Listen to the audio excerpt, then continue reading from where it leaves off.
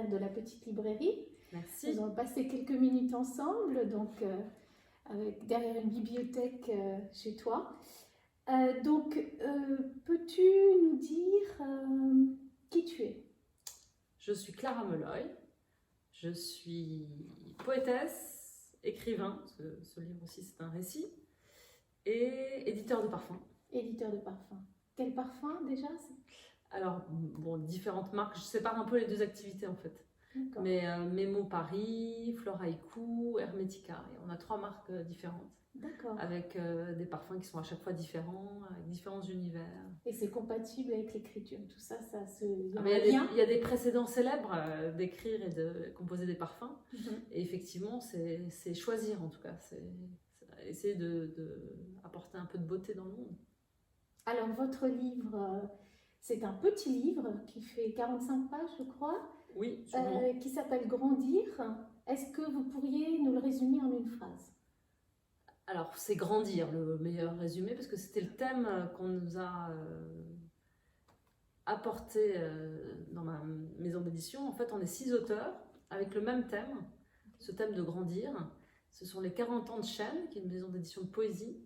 Et on a eu tous les 6 comme contrainte d'écrire sur ce thème, parce que cette maison d'édition a grandi. Et elle voulait savoir ce que ça nous inspirait. Et on a tous pris des chemins différents. Et moi, j'ai gardé le titre du thème Grandir et j'ai rajouté un S voilà, qui créait un petit mot poétique pour exprimer l'idée qu'on pouvait grandir de plusieurs façons.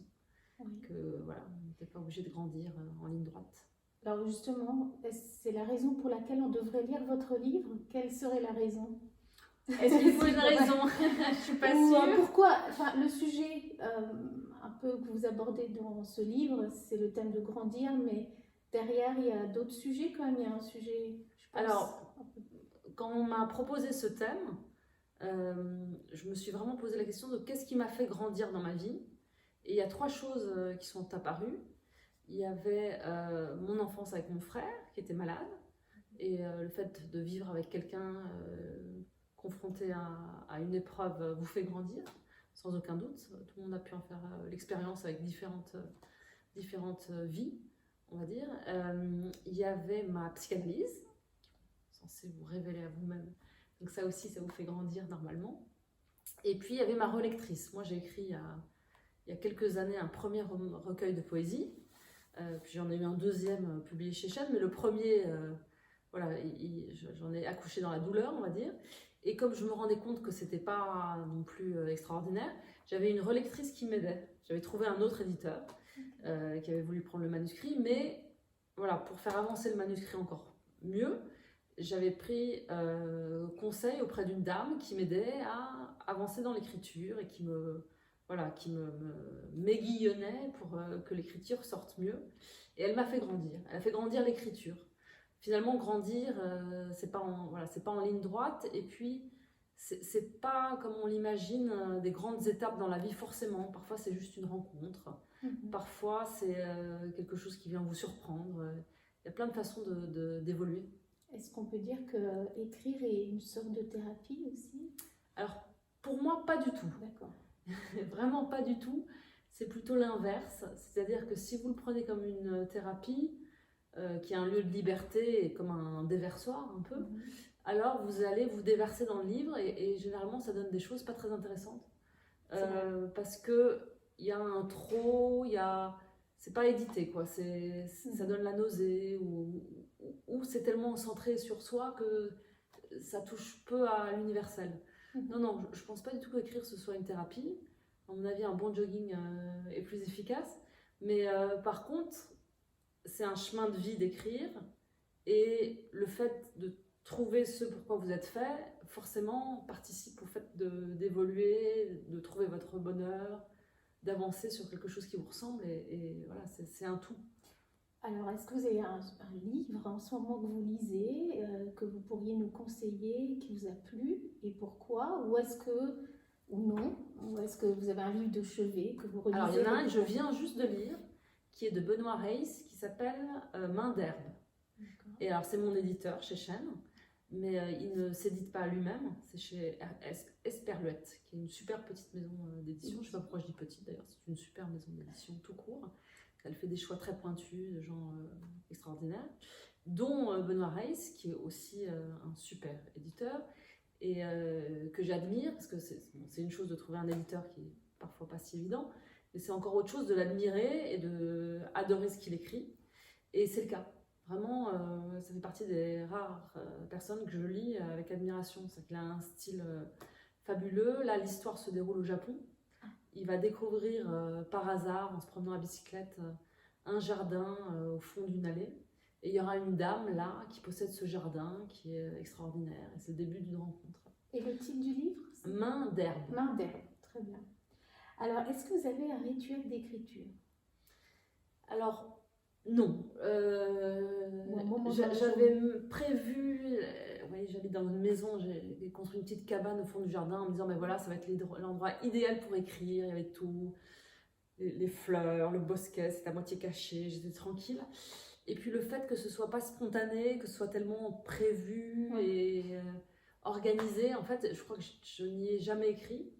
Je crois pas tellement à la version romantique de l'écrivain qui a besoin de quelque chose de spécial pour écrire. Je crois plutôt que c'est du travail et de la volonté. Comme n'importe quel métier en fait. Et que tous les méandres, voilà, de se raconter un peu quelque chose de compliqué ou de plus compliqué qu'un travail d'artisan. En tout cas, personnellement, je n'y crois pas trop. Et puis, je le vis pas comme ça du tout. Après, voilà, vous avez votre vie quotidienne qui est parfois assez exigeante. Donc, j'avais l'habitude de voler du temps plutôt dans un train, en voyage, quand vous n'êtes pas assailli. Il y a un très joli livre d'ailleurs de Virginia Woolf qui s'appelle Une chambre à soi. Ah oui. Où elle dit, ben voilà, en fait, le seul critère pour écrire, c'est de posséder un petit espace où on ne sera pas dérangé. Mais en fait, c'est un espace intérieur. Mais du coup, vous écrivez sur du papier avec un crayon, vous êtes obligé d'avoir... parce que... Alors, pour les poésies, généralement, c'est un petit cahier que je trimballe. Et puis, je peux voler un verre de quelqu'un qui parle à un dîner.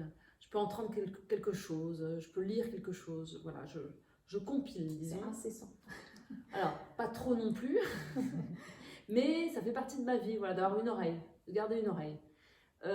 Pour un récit, c'était un peu la première fois que je faisais ça, j'avais lu une interview de Nabokov où il disait qu'il procédait par fiches. Donc il écrivait tous ses chapitres et puis après il les remontait dans un autre sens. Et j'avais trouvé ça génial. Et puis là, dans la structure de Grandir, il y a 3 voies en fait. Il y a mon histoire avec mon frère, mon histoire de psychanalyse, mon histoire de relectrice qui est assez drôle. Et puis ça donne un rythme haché comme ça donne une respiration parce que d'une histoire un peu douloureuse derrière, il y a quelque chose de plus souriant, plus drôle. Et je les ai écrits pas forcément dans le même ordre que ça paraît. J'ai essayé d'intervertir, voilà. Il y a une narration avec une progression de l'histoire, mais en même temps, voilà, il y a le fait d'entrecouper les moments. Oui. Est-ce que vous pouvez nous lire un petit passage? Ah oui, je vais vous lire le début.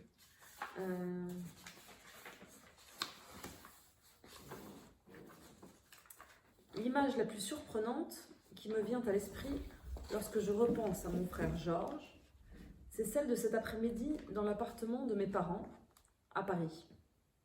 C'est un grand rez-de-chaussée surélevé, rempli d'œuvres d'art.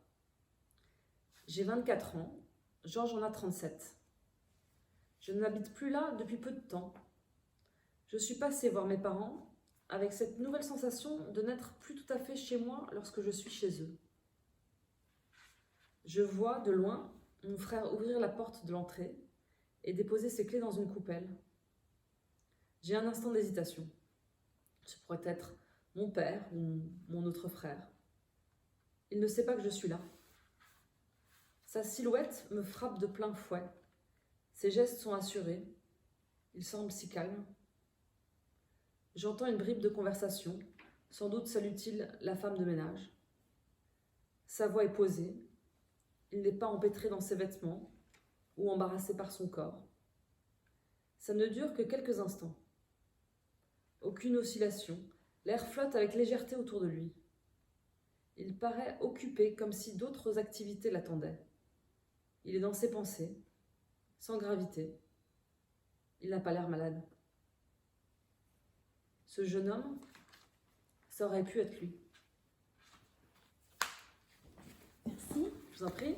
Alors pour finir, j'ai envie de vous poser une question. Philippe Labro, qui était à la Grande Librairie dernièrement, a dit « Il faut toujours avoir de la musique dans la tête ». Qu'est-ce que ça vous inspire? De la musique dans la tête. Alors, il chante souvent. Ah oui, il chante. Bon, après, il y a une tradition de gueuler ses textes pour voir si le rythme est bon. On peut aussi, oui, voilà. la musique des textes. Voilà, la musique du... Non, oh, ça ferait beaucoup de monde en même temps. Si on doit avoir des idées, plus de la musique. Et... Non, pour la poésie, vous entendez une petite musique. Il y a... Je pense que écrire, c'est trouver son propre rythme, finalement. C'est trouver une façon d'écrire voilà, qui a des silences, qui a des moments plus forts, comme la musique. De trouver voilà, une ligne directrice dans sa façon d'écrire. Mais ça prend certainement toute une vie. Merci Clara. Merci à vous. Au revoir. Au revoir.